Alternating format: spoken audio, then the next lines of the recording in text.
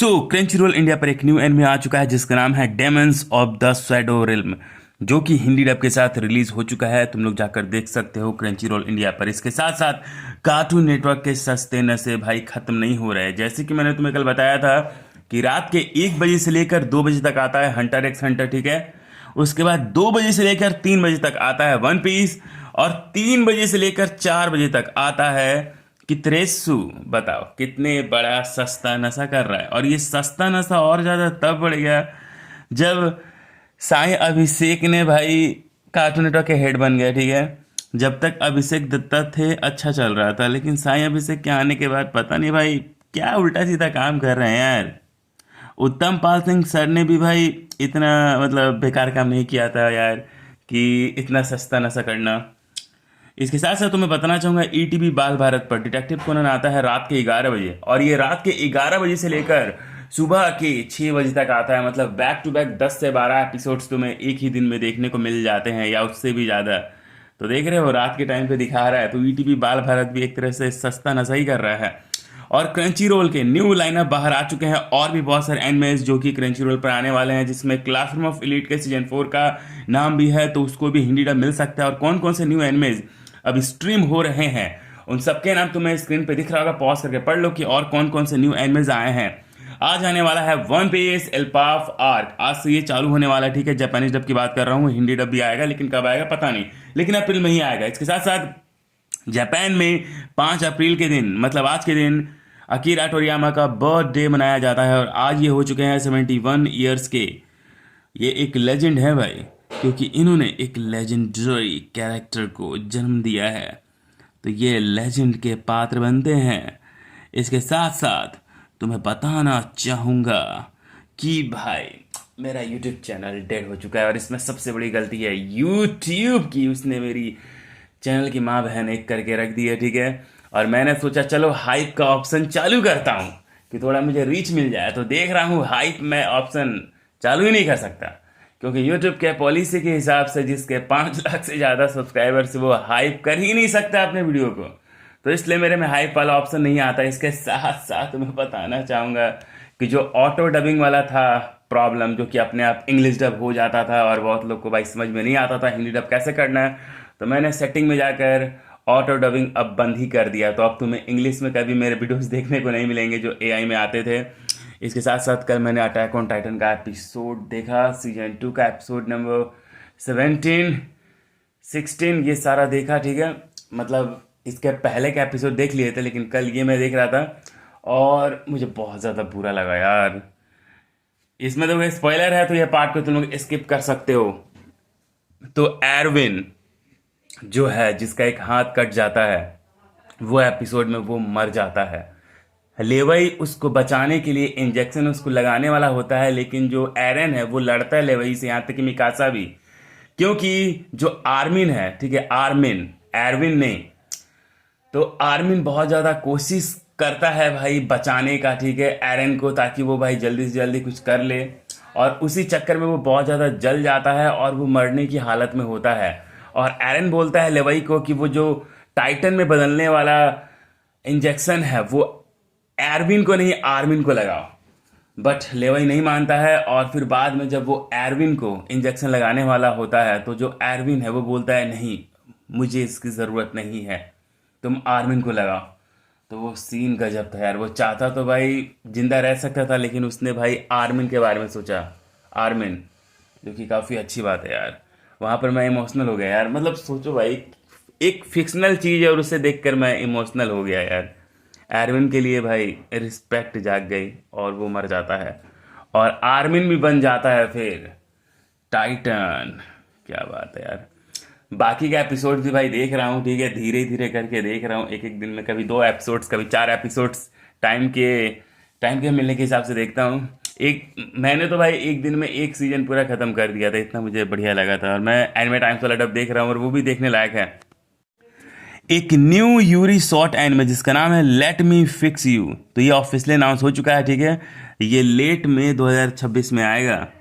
इसके साथ साथ फर्स्ट एपिसोड अकाने बनारसी का आ चुका है एनिमल इंडिया के यूट्यूब चैनल पर, तुम लोग जाकर देख सकते हो।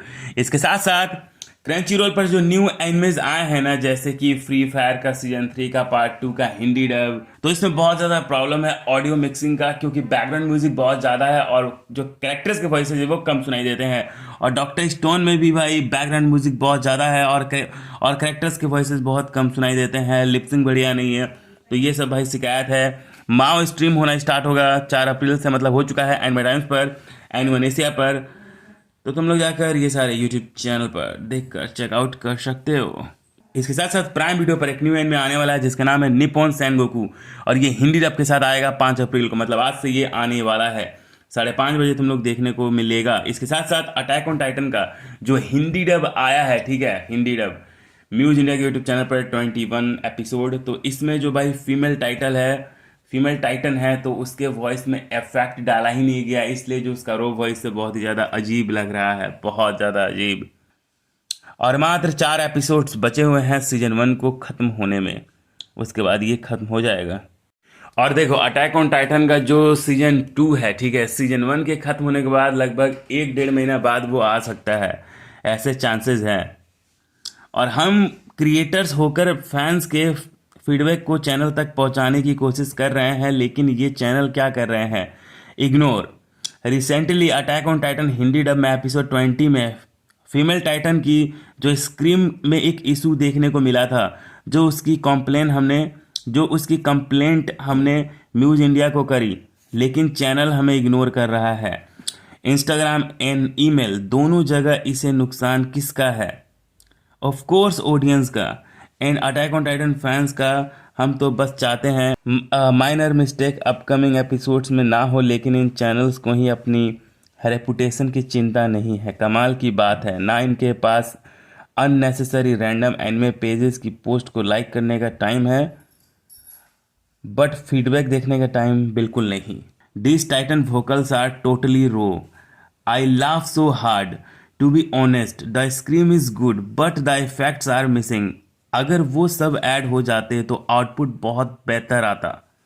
और आज मोहित सिन्हा लाइव आने वाले हैं फरहान पटेल के साथ, मतलब ककाशी लाइव आने वाले हैं इताची के साथ, और बहुत सारे वो अपडेट्स देंगे नारुतो शिपुडेन न्यू एपिसोड्स के रिगार्डिंग, और भी बहुत कुछ तो तुम्हें आज मैं बता दूंगा, ठीक है।